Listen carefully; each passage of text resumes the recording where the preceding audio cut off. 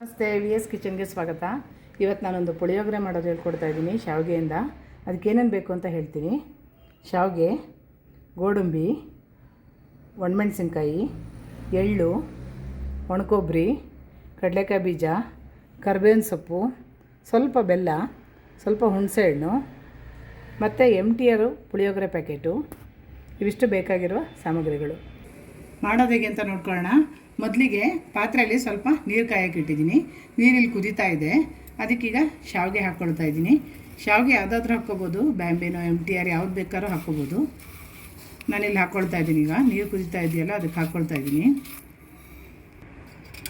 ಈಗ ಶಾವಿಗೆ ಬೇಯ್ತಾ ಇದೆಯಲ್ಲ, ಅದಕ್ಕೆ ಒಂದೇ ಒಂದು ಸ್ಪೂನ್ ಎಣ್ಣೆ ಹಾಕಬೇಕು. ಟೀ ಸ್ಪೂನಲ್ಲಿ ಒಂದು ಸ್ಪೂನು. ಸ್ವಲ್ಪ ಉಪ್ಪು ಹಾಕ್ಕೋಬೇಕು, ಒಂದು 1/4 ಸ್ಪೂನಷ್ಟು. 1 ರಿಂದ 2 ನಿಮಿಷ ನೀಟಾಗಿ ಬೇಯಿಸ್ಬೇಕು. ಅದೀಗ ಬೆಂದಿರೋದು ಗೊತ್ತಾಗೋದು ಹೇಗೆ ಅಂದರೆ, 2 ನಿಮಿಷ ಬೆಂದ ಮೇಲೆ ಹೀಗೆ ನೋಡ್ತಾ ಇರಬೇಕು. ಅದು ಬೆಂದ ತಕ್ಷಣ ಹಿಂಗೆ ಕಟ್ಟಾಗುತ್ತೆ. ಕಟ್ಟಾಯಿತು ಅಂದರೆ ಬೆಂದಿದೆ ಅಂತ ಅರ್ಥ. ಈಗ 2 ನಿಮಿಷ ಬೇಯಿಸ್ಕೊಳ್ತೀನಿ ಚೆನ್ನಾಗಿ. ಈ ರೀತಿ ನೋಡ್ಕೋಬೇಕು. ಈಗ ಒಂದು ತೆಗೆದು ನೋಡಿದಾಗ ಹಿಂಗೆ ಕಟ್ಟಾಗಬೇಕು. ಕಟ್ಟಾದರೆ ಅದು ಬೆಂದಿದೆ ಅಂತ ಅರ್ಥ. ಈಗ ನಾನು 2 ನಿಮಿಷ ಬೇಯಿಸ್ಕೊಂಡಿದ್ದೀನಿ. ಈಗ ಇದನ್ನು ಸ್ಟ್ರೈನರ್ಗೆ ಹಾಕಿ ಈ ಥರ ಬಸ್ಕೊಳ್ತೀನಿ. ಈ ರೀತಿ ಬಸ್ಕೋಬೇಕು.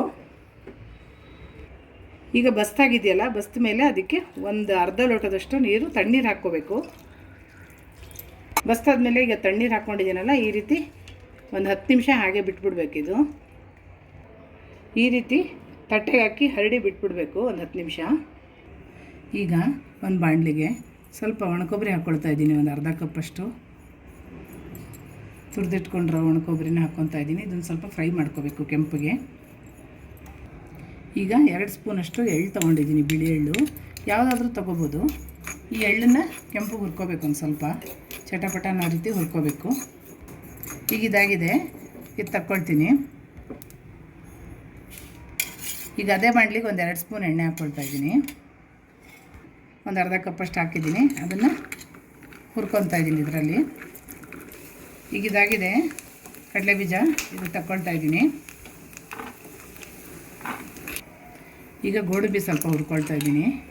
ಒಂದು 2 ಸ್ಪೂನಷ್ಟು ಹಾಕ್ಕೊಂಡಿದ್ದೀನಿ ಗೋಡಂಬಿ. ಅದನ್ನು ಒಂಚೂರು ಹುರ್ಕೊಳ್ತೀನಿ ಕೆಂಪಿಗೆ. ಗೋಡಂಬಿ ತಗೊಳ್ತಾ ಇದ್ದೀನಿ. 4 ರಿಂದ 5 ಚಮಚ ಎಣ್ಣೆ ಹಾಕ್ಕೊಳ್ತಾ ಇದ್ದೀನಿ.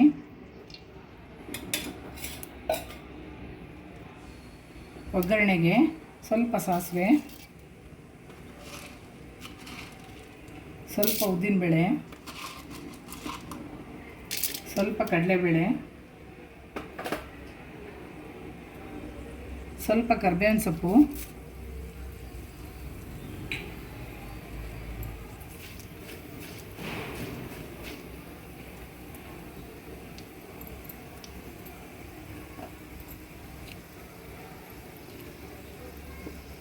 ಒಂದು 8 ರಿಂದ 10 ಒಣಮೆಣಸಿನ್ಕಾಯಿ, ಗುಂಟೂರು ಮೆಣಸಿನ್ಕಾಯಿ ಮುರಿದಿಟ್ಟಿದ್ದೀನಿ. ಅದನ್ನು ಹಾಕ್ಕೊಳ್ತಾ ಇದ್ದೀನಿ ಒಗ್ಗರಣೆಗೆ. ಇದೆಲ್ಲ ಒಂಚೂರು ಫ್ರೈ ಆಗಬೇಕು, ಕೆಂಪಾಗಬೇಕು. ಈಗ ನಾನು ಹುಣಸೆಹಣ್ಣು ಗೋಲಿ ಗಾತ್ರ ನೀರಲ್ಲಿ ನೆನೆಸಿ ಇಟ್ಕೊಂಡಿದ್ದೆ, ಅದನ್ನು ಹಾಕ್ತಾ ಇದ್ದೀನಿ.